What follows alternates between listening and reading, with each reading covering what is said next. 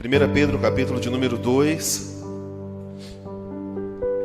versículo de número 11, está escrito: Amados, peço-vos como a peregrinos e forasteiros, diga peregrinos e forasteiros, que vos abstenhais das concupiscências carnais que combatem contra a alma, tendo o vosso viver honesto entre os gentios, para que naquilo em que falam mal de vós, como de malfeitores, glorifiquem a Deus no dia da visitação pelas boas obras que em vós observam.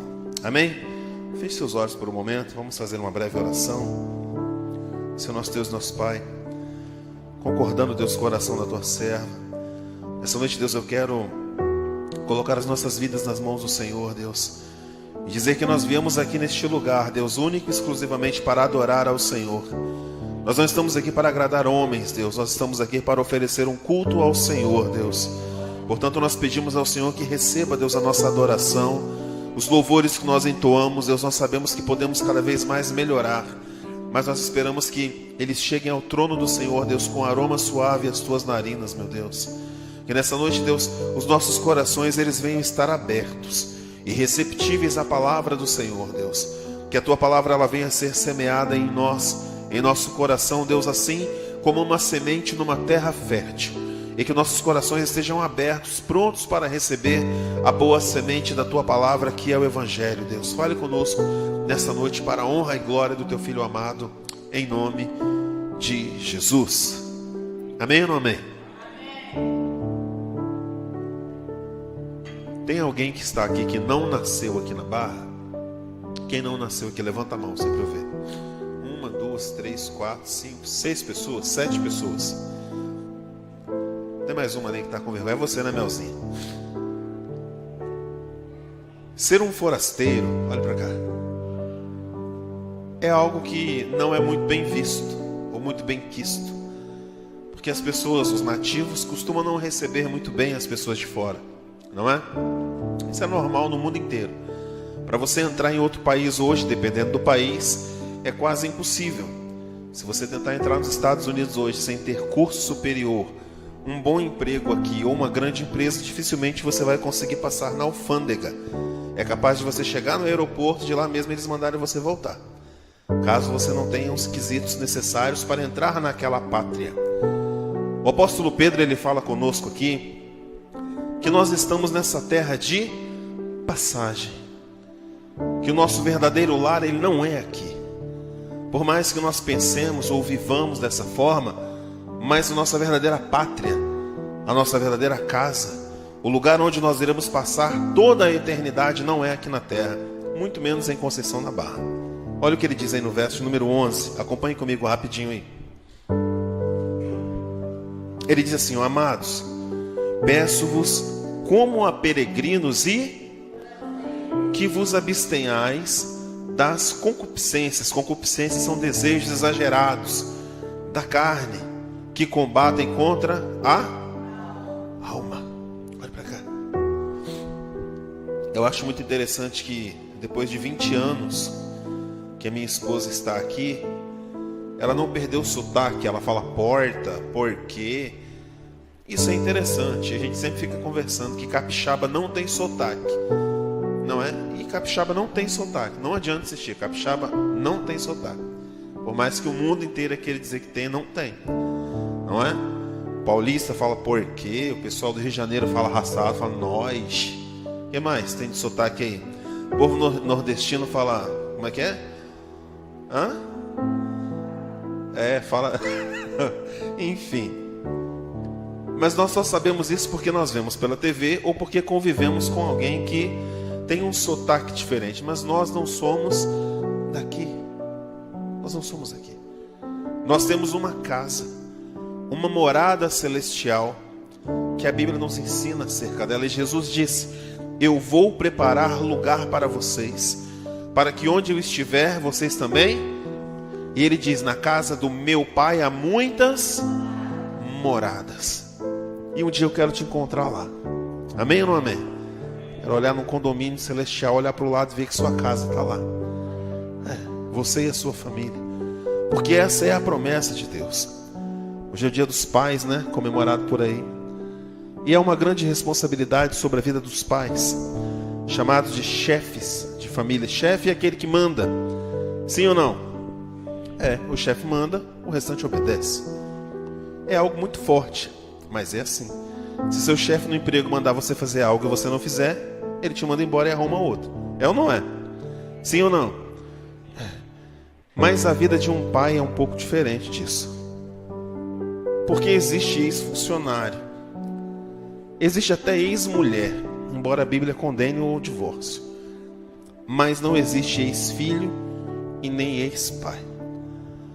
Aquilo que foi gerado de você é responsabilidade sua eternamente. Porque a palavra de Deus diz que os nossos filhos são herança do Senhor. Então é algo precioso que Deus confiou a você para que você cuide. E no final dos seus dias você preste contas a Ele. Senhor, aqui está a minha família. E nessa noite nós vamos falar sobre família. Talvez o texto mais conhecido acerca das parábolas de Jesus, onde Ele fala a respeito de 2 filhos. E é disso que eu quero falar nessa noite. Amém? De volta para casa. Abra sua Bíblia no Evangelho de Lucas, capítulo de número 15. Esse é texto cartilha dos crentes. Todo mundo conhece.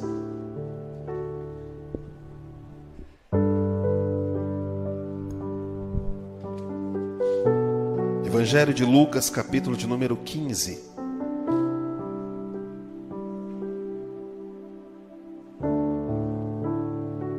Um dia alguém me perguntou assim: por que vocês usam tanto a Bíblia na igreja, no culto? Eu falei: mas a gente tem que ir na igreja para fazer o quê? Não faz sentido, né? Não é uma palestra motivacional. Nós viemos aqui para aprender sobre a palavra de Deus. Amém ou não amém? É isso. Evangelho de Lucas, capítulo de número 15. Todo mundo achou? Versículo de número 11. Vem comigo nessa história, que é uma história de amor, perdão e recomeço. Amém? Versículo de número 11. Está escrito: e disse: um certo homem tinha dois. Quantos filhos ele tinha? 2 filhos. Quem aqui tem um filho ou 2? Levanta a mão. Quem tem mais de 2 filhos? 3, 4, 10. Não tem mais, hoje em dia não tem mais, né? Que isso, Anilson? Vigia.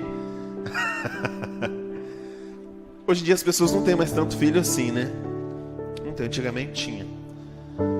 Esse homem, ele tinha 2 filhos. E aqui nós aprendemos uma lição muito importante. Ninguém é igual a ninguém. Não significa porque você tem 2 filhos que os 2 serão iguais. Um pode ser médico, outro pode ser pescador.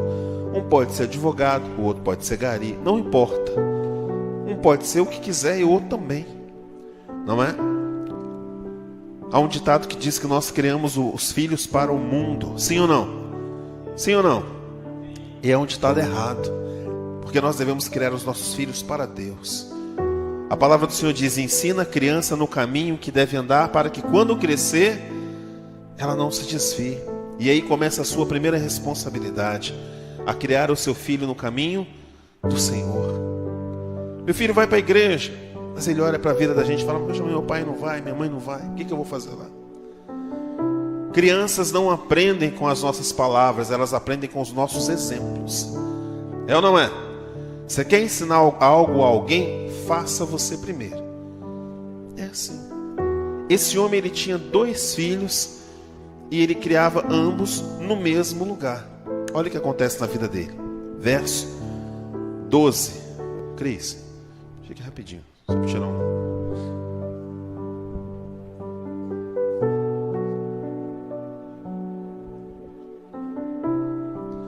Verso de número 12. E o mais moço, o mais novo deles, disse ao pai: pai, dá-me a parte da fazenda que me pertence. E ele repartiu por eles a fazenda. Se Yasmin virasse para você hoje, Júnior, e falasse assim: pai, de tudo que você tem, me dá a minha parte, que eu estou indo embora, o que você faria? daria, Nilson, se uma de suas filhas ou seu filho dissesse: pai, eu quero o que me pertence, me dá que eu vou cair no mundo, o que você faria? Isso é algo assim, muito terrível. Sabe por quê? Porque os filhos só podem herdar algo do pai ou da mãe quando eles morrem. É ou não é? Você só tem direito a executar uma herança, um testamento. Inclusive tem isso na Bíblia. O testamento ele só tem validade quando o testador morre. Aqui é como se esse filho falasse: olha pai, para mim já não interessa mais se você está vivo ou se está morto. Eu quero a minha parte, que eu quero viver a minha vida. E nós vemos muito isso hoje em dia nos adolescentes, né? Você fala: meu filho, faça isso. Ah, mãe, mas a mãe o que? Cale sua boca, respeite seu pai, respeite sua mãe. Eles são autoridade sobre a sua vida. Não se deve discutir, não se deve questionar. Ah, mas é porque... Não tem porquê. Faz igual eu, prega a mão na cara que ele aprende a respeitar assim, ó, rapidinho. Meu Deus, é assim. A palavra do Senhor diz: corrige seu filho, ó, enquanto é tempo. Eu ia passar uns vídeos para vocês aqui hoje, mas resolvi não passar.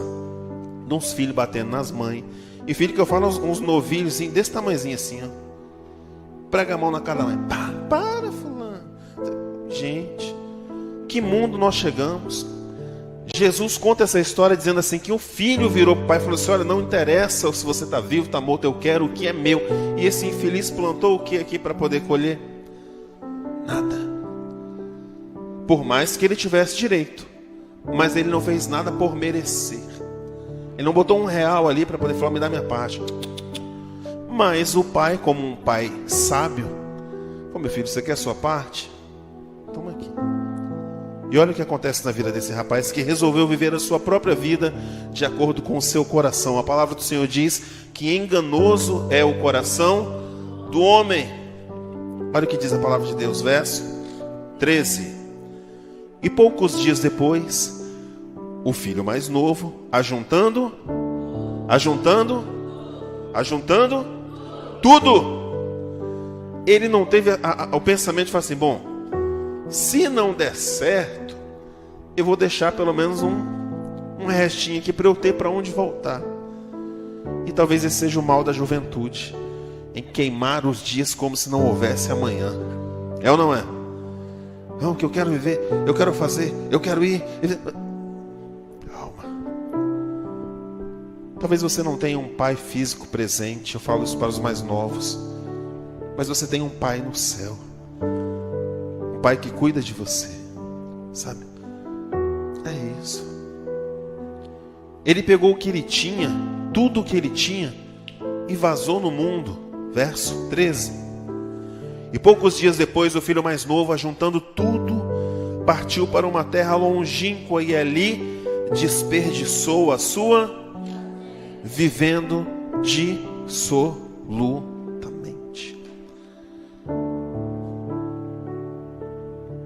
Já viu aqueles Big Brother? Que esse primeiro lá ganha um monte de dinheiro e perdeu tudo? Já viu passar isso? Eu fico pensando como é que uma pessoa consegue perder 1 milhão. Perder assim a ponto de viver na sarjeta, viver de favor. É humilhante. Esses dias a gente estava conversando na Cris, numa chacrete, uma ex-chacrete.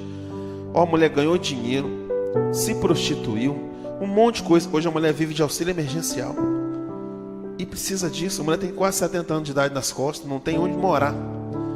Porque tudo que ela ganhou durante a vida, ela desperdiçou dissolutamente. Dissolutamente é assim: ah, eu vou gastar agora porque amanhã eu ganho mais. Ah, eu vou fazer por... Meu irmão, tome cuidado com isso. Esse jovem, ele pegou tudo o que ele tinha e assim: ah, o carro é o mais caro, me dá. A roupa, ah, já usei essa camisa aqui semana passada, não serve mais. E vai vivendo assim, de forma desenfreada, como se não houvesse amanhã. Sabe o que isso aqui nos ensina, irmãos? Olha para cá. De que se você não viver com limites, com tudo que você tem, uma hora vai acabar. E acaba. Acaba mesmo. Talvez esse seja um péssimo hábito dos brasileiros, de não poupar. Ganha 100, gasta 200. Ganha 500, gasta 1.000. Ganha 1.000, gasta 10.000. E está sempre endividado, sempre em dificuldade. Já parou para pensar nisso? A maioria das pessoas não poupa, não guarda. Eu achei interessante uma irmã, ela estava sem televisão. Não, estava com a televisão pequena que estava dando defeito. Aí um dia nós fomos visitá-la. Eu falei, minha irmã, por que a senhora não troca essa televisão? A senhora pode ir lá e parcelar em quantas vezes a senhora quiser, que a senhora tem crédito para isso. Ela falou, eu estou juntando. Aí passou o tempo, a gente esqueceu. Um belo dia cheguei lá, o filho dela estava com uma televisão de todo tamanho nas costas, assim. Aí veio assim, aquela, sabe, esperou, juntou, poupou, comprou e não deve R$1 da televisão. Entende? É isso, é uma questão de sabedoria. Esse jovem, ao contrário, ele pegou tudo o que ele tinha e gastou de uma vez. Foi gastando. E olha o que aconteceu com ele. Verso 14. E havendo ele gastado tudo, houve naquela terra uma grande fome e começou a passar. Irmãos, isso aqui nunca foi tão atual. Olha para cá. Quem ganhou muito dinheiro no final do ano e no verão e gastou tudo que ganhou depois de fevereiro, como é que está hoje? Quem esperava que vinha uma desgraça dessa sobre o mundo, onde pessoas iriam morrer, passar fome, e peste, gafanhoto, desemprego? Quem esperava por isso? Quem de vocês aqui esperava que viria essa pandemia e pararia o mundo desse jeito? Ninguém. Porque ninguém sabe o dia de amanhã. Ninguém sabe. Esse jovem, ele gastou tudo que ele tinha. E aí de repente veio uma fome sobre o mundo. Foi de repente, sim ou não? Foi. Para ele foi. Porque ele não se preocupava com o amanhã. É justamente essa questão. Muitos filhos falam, meu Deus. Muitos pais, melhor dizendo, falam, meu Deus, onde foi que eu errei? Por que meu filho está assim? Porque na hora de corrigir você não corrigiu. Aí depois, meu irmão, se você não corrige, a polícia corrige. E ainda bem se for a polícia, né? O duro é se cair na mão do crime. Que a correção deles é no tribunal do tráfico. Vai lá, papapá, matou, joga o corpo fora ou queima, acabou. É uma palavra muito dura, mas é verdade. Se você não educar os seus filhos, se você não criar os seus, você fala, poxa pastor, mas eu não tenho mais filhos pequenos. Tem filho grande? Tem. Como é que está a vida dos seus filhos em direção aos céus? Ou é sempre tudo é graça, tudo é engraçado? Concordo com tudo? Uma vírgula. Não, meu irmão. Imponha limites.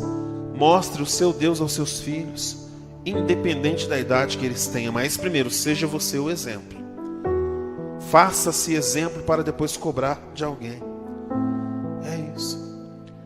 Esse rapaz pega a crise e gasta tudo o que ele tinha.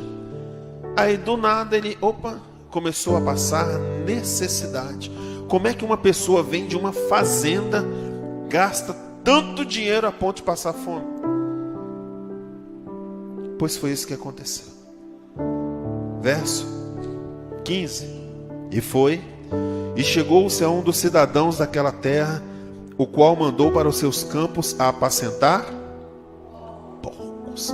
Você já foi no chiqueiro? Já? É cheiroso lá? Não? Não é cheiroso lá? Você conseguiria levar uma marmitinha de casa na hora do seu almoço do lado do chiqueiro almoçar ali? Por que não? Porque é nojento? Porque é fedorento? Pois é. Esse rapaz de repente ficava ali no Free Fire o dia inteiro no celular, deitadão, só suco. Aí vem a empregada lá com a bandeja de suco. Aí esse eu não gosto. Eu gosto de manga. Aí vem empregada com a jarra de manga. Toma um pouquinho. Aí tá muito quente, quero gelado.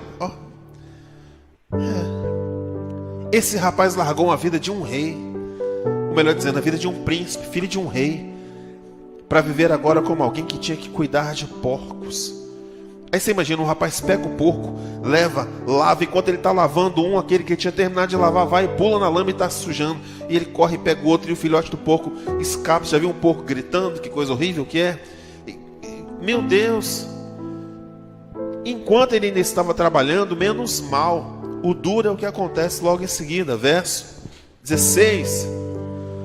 E desejava encher o seu estômago, ou seja, matar a sua fome, com as bolotas que os porcos... e ninguém lhe dava nada. Imagina, ele dentro do chiqueiro ali, doido para comer comida dos porcos. De repente o porco mastigava, caiu um pedacinho da boca do porco e já ia lá passar mal. Alguém, ó, é do porco. Você não pode comer a comida do porco. Olha que ponto esse rapaz chegou. Simplesmente porque ele resolveu burlar o rumo natural da vida. Ou seja, ele quis viver aquilo que não era tempo dele viver. A Bíblia fala muito a respeito dos jovens. Há tempo para tudo. Há tempo de você estudar. Há tempo de você fazer vestibular, entrar na faculdade, estudar mais um pouco, arrumar o seu trabalho. Aí você vai pensar em namorar, em casar, e dentre outras coisas. Você fala, pastor, você fez isso? Não, e eu me arrependo muito. Porque não foi por falta de conselho dos meus pais. Não foi. Então, se você é jovem e está vendo essa mensagem na internet, ou você que está aqui na igreja, escute seus pais, seus avós. Eles querem o melhor para você, acredite nisso. Eles querem o melhor para a sua vida. Ah, mas minha mãe é chata. Ela é chata porque ela te ama. Porque pai e mãe que não liga, tá nem aí, ó. Quer fazer, faz. Vai fazendo, vai fazendo. Porque uma hora a conta vai chegar. E aquele velho ditado, é o lugar que o filho chora e a mãe não vê. Não adianta chorar depois do leite derramar. Não adianta. Esse rapaz Sheila, ele queria comer o resto dos porcos lá. Na hora que... Não. Nada disso. Nada disso. Eu me lembrei dessa passagem, uma vez que eu trabalhei numa lanchonete aqui da cidade.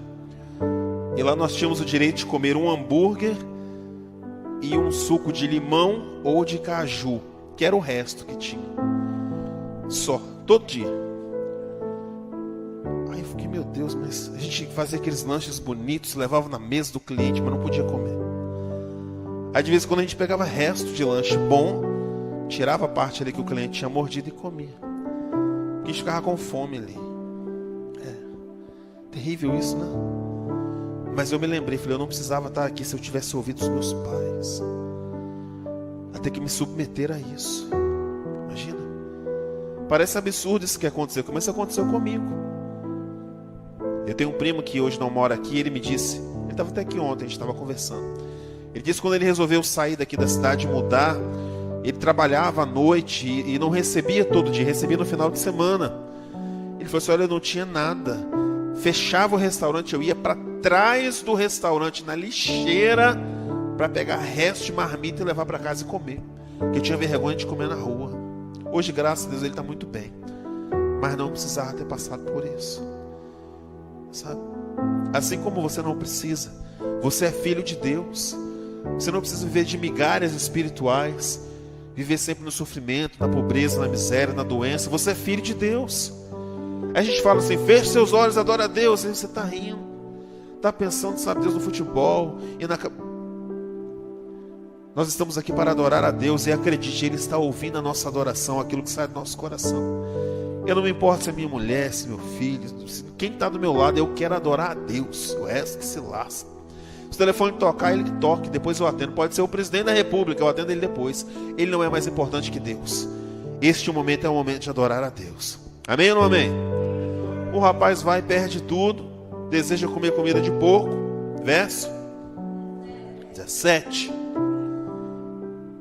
E caindo em si disse, quantos empregados do meu pai têm em abundância de pão, e eu aqui passando fome? Levantar-me-ei e irei ter com o meu, e dir-lhe-ei, Pai, pequei contra o céu, e perante a ti. Esta fala, ela só é dita uma outra vez na Bíblia, no Antigo Testamento. Quando o rei Davi, ele adultera, ou seja, ele manda matar Urias para ficar com a mulher dele que estava grávida, Batseba, que foi a mãe do rei Salomão, todo mundo conhece a história. A Bíblia diz que ele pranteou por algum tempo, chorou, fez jejum, ficou trancado no quarto, até que o primeiro menino que estava na barriga da mulher morreu. Quando morreu, ele saiu de lá, se lavou e tal. Mas antes disso, o que ele tinha feito de errado, a Bíblia diz que Deus envia um profeta diante dele. O profeta chega lá: rei, preciso falar com o senhor rapidinho. Ele fala: entra aí, profeta. Aí o profeta vira para ele e fala assim: havia um homem que tinha uma ovelhinha, e aí vieram outras pessoas para um banquete, que tinham dinheiro para poder comprar as melhores comidas, enfim, jantar nos melhores restaurantes que tinha. Mas eles pegaram a única ovelhinha desse homem, sacrificaram, fizeram um churrasco e encheram a barriga. A Bíblia diz que na mesma hora a ira de Davi se acendeu contra aquele homem e falou assim: que seja passivo de morte, ou seja, digno de morte, o homem que fez tal coisa. Aí o profeta vira na cara dele e fala assim: esse homem é você. Aí o profeta vira para ele e fala assim: Deus te deu o reino de Saul, dinheiro, fortuna, saúde, riqueza, alegria, filhos, tudo o que você pediu Deus te deu, até o que você não pediu. E o texto ainda diz assim: e o que mais você quisesse Deus te daria. Por que que você fez isso? A Bíblia diz que Davi bota a mão na cabeça e fala assim: pai, pequei contra o Senhor. O problema não é a gente pecar apenas, porque todo pecado tem consequência. Tudo que você e eu fizemos de errado, nós vamos ter que pagar por isso, se já não estivermos pagando. Porque a Bíblia diz que o salário do pecado é a morte, mas o dom gratuito de Deus é a vida eterna, não anulando o castigo pelo pecado. Pecou, paga pelo pecado e conta com a graça de Deus. É assim, regra da Bíblia. Mas assim como Davi, esse rapaz aqui, ele se arrependeu, ele botou a mão na cabeça e falou assim: meu Deus, na casa do meu pai até os empregados comem melhor do que eu aqui, eu vou voltar para a casa do meu pai. E ele já pensou assim: bom, eu já fiz tanta besteira que é possível que nem meu pai queira me receber. Quer ver? Verso 19. 18. Levantar-me-ei e irei ter com meu pai e dir-lhe-ei: pai, pequei contra o céu e perante ti. 19. Já não sou digno de ser chamado teu filho, faze-me como um dos teus trabalhadores ou empregados. Verso 20. E levantando-se, foi para o seu pai. Olha para cá. Hoje em dia existe um movimento aí, né, dos desigrejados. O povo que é crente sem ir na igreja. E eu tenho alguns amigos que são assim, eu sempre falo isso aqui. Falo: rapaz, por que você não volta para a igreja? Ah, eu não preciso da igreja não. E é sempre a mesma conversa. Eu sou crente em casa e eu só enchendo a casa, só mamando lá a cerveja, a cachaça. Eu fico pensando: meu Deus, como é que uma pessoa conhece a palavra de Deus, conhece a Deus e continua nessa vida? Não, mas é porque na igreja tem gente que não presta. Eu falo: mas no lugar que você vive também tem gente que não presta. Não, mas na igreja tem coisa errada, no seu trabalho também tem coisa errada e você não sai do trabalho. Sai? Não sai. Mas é mais fácil abandonar a casa do pai. Porque a gente pensa: ah, meu pai, ele vai me receber. E de fato vai, mas isso não vai isentar que você pague por todos os seus erros. Não vai. Ah, mas Deus me perdoa. Ele perdoa, mas você vai pagar por tudo que você fez. Aquele rapaz volta para casa. Eu imagino assim, porque família é família, né? Mas eu imagino o olhar de desdém dos empregados. Olha lá, playboyzinho voltou. Olha lá o filhinho do papai, todo sujo, que vergonha. A casa risada, sabe? E é normal. É normal. Estando aqui dentro já é difícil, meu irmão. Imagine lá fora. Isso mostra que muitas pessoas até saem da presença do Senhor, saem da igreja, e eles mesmos falam assim: pastor, é muito difícil voltar, porque da vergonha, vão falar de mim, vão me julgar. Eu falei: meu irmão, não importa, volte, enquanto é tempo, enquanto a porta ainda está aberta, porque nós estamos vivendo tempos em que a porta da graça vai se fechar, e aí não vai dar mais tempo para voltar para lugar nenhum. Verso 20. E levantando-se foi para o seu pai, e quando ainda estava longe, viu o seu E se moveu de íntima compaixão e correndo lançou-se ao pescoço e o beijou.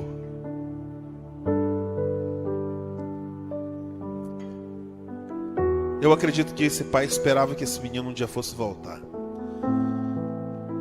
Esperava.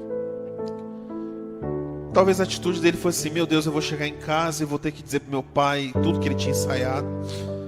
Mas quando ele resolve voltar ali, o pai faz aquilo que um pai faria.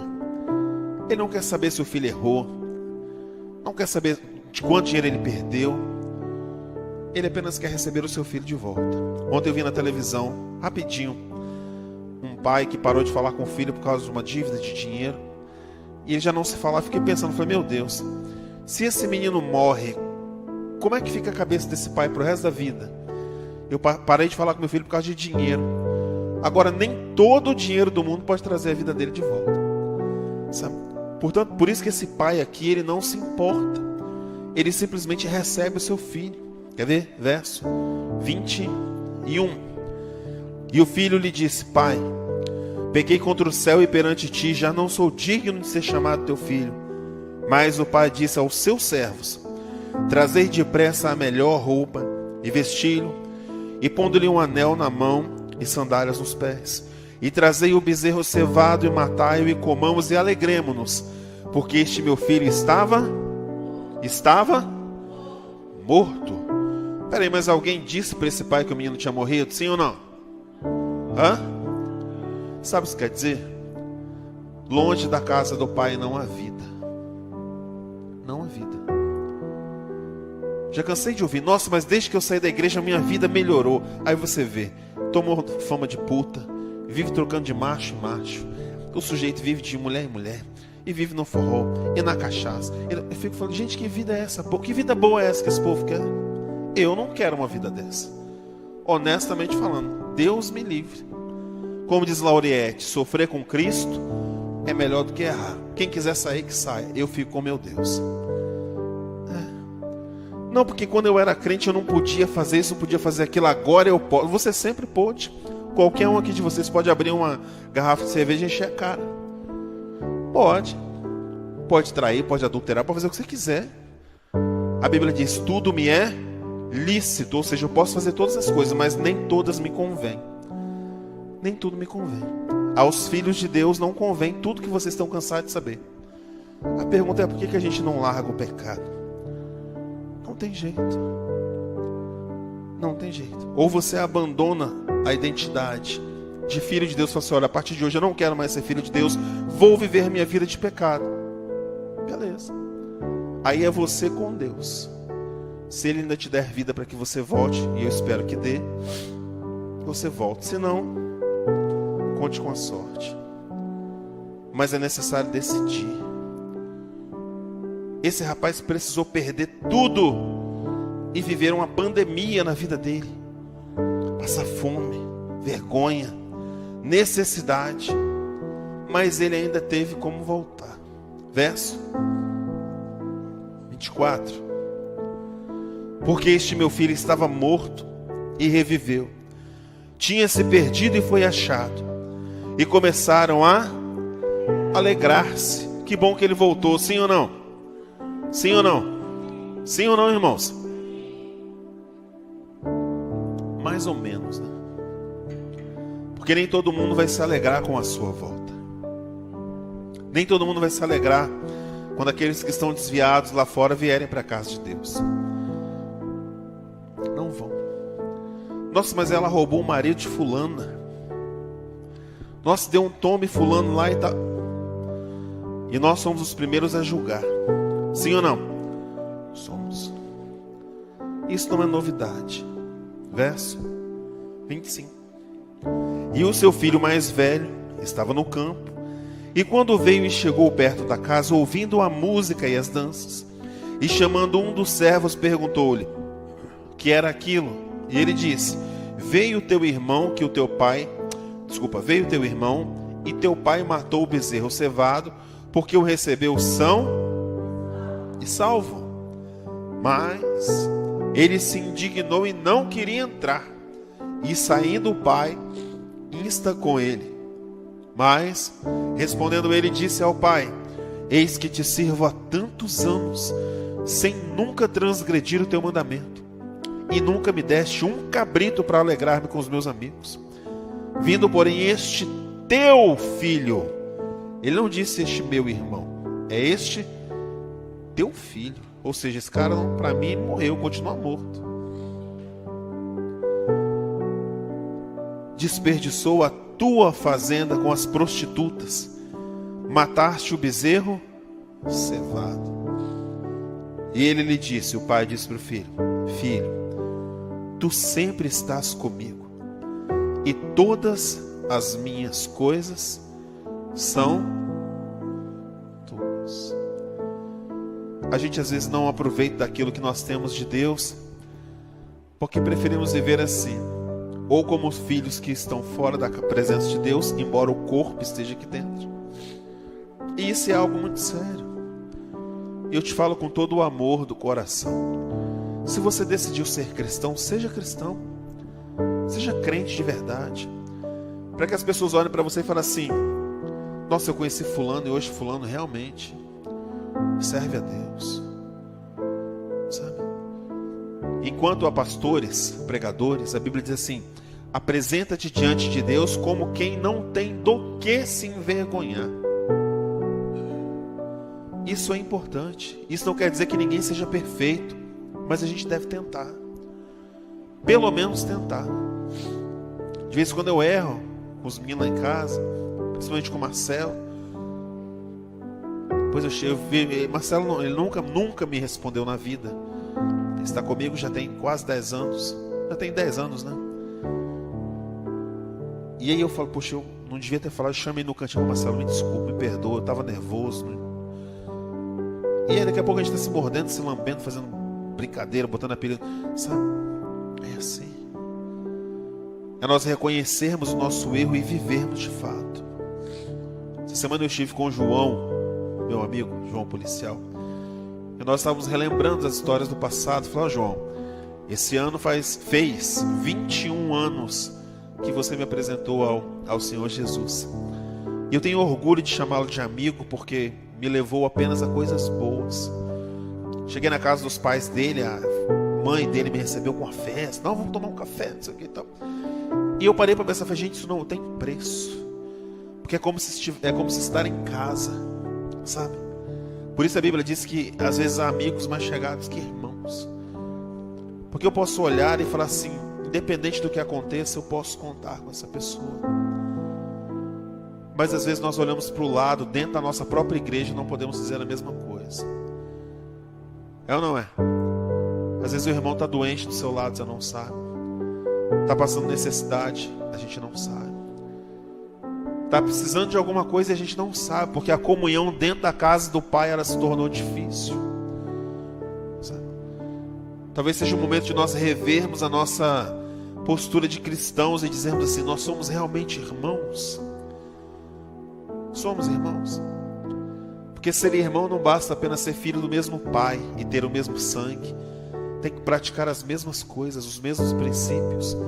Dividir tudo que nós temos, inclusive as angústias. O pai vira para esse filho e fala assim: meu filho, tudo que eu tenho é seu. Ou seja, eu uso o que você precisar. Verso 32. Mas era justo alegrarmos-nos e regozijarmos-nos, porque este teu irmão estava morto e reviveu, tinha se perdido e foi achado. Talvez você olhe para algumas cadeiras vazias, até porque não pode ter mais gente aqui. Mas onde estão aquelas pessoas que já não estão mais aqui? Eu posso te garantir, todas foram visitadas por nós na crise. Fomos atrás de todas. Nós sabemos. Aí as pessoas falam: poxa, mas é obrigação do pastor. Não é, eu não sou pago para isso. Não sou empregado da igreja. Sou pastor da igreja. E fico pensando assim: será que alguém mais se importa? E pelo menos pegar o telefone e ligar: e fulano, senti sua falta, o que está acontecendo? Tem gente que ignora, não responde. Mas a gente vai atrás. Do mesmo jeito. sabe? Porque nós somos irmãos, filhos do mesmo Pai. Eu não sei se você está dentro da casa do Senhor, na presença de Deus, mas talvez o seu coração já está lá fora há muito tempo. Não sei, Deus sabe. Você e Deus sabe. Mas meu convite para você nessa noite é: volte para a casa de Deus, de verdade. Volte a fazer o que você fazia. Pregava, evangelizava, cantava, adorava a Deus, orava. Eu nunca gostei de dizer isso, mas eu acredito nisso hoje, que Deus, ele sente falta das pessoas, sabe? É tanto que a Bíblia cita a parábola da ovelha perdida. O pastor deixa as 99 ali seguras e vai atrás daquela que se perdeu. E muitas vezes a perdida está dentro da casa de Deus.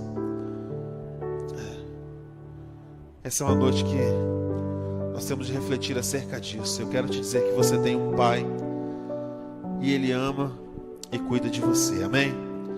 Só para nós terminarmos, abra sua Bíblia no livro do profeta Isaías.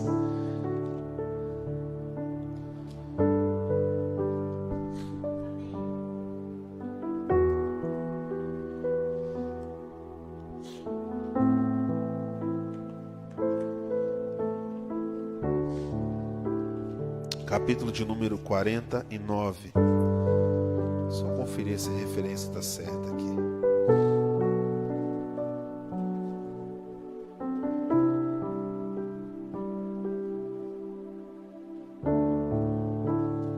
Deixa eu ver se é isso mesmo.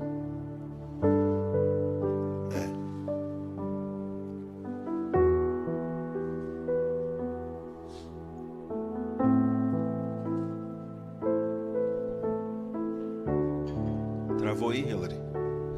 Não.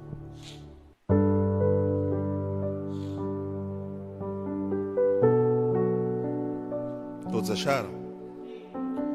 Livro do profeta Isaías, capítulo de número 49.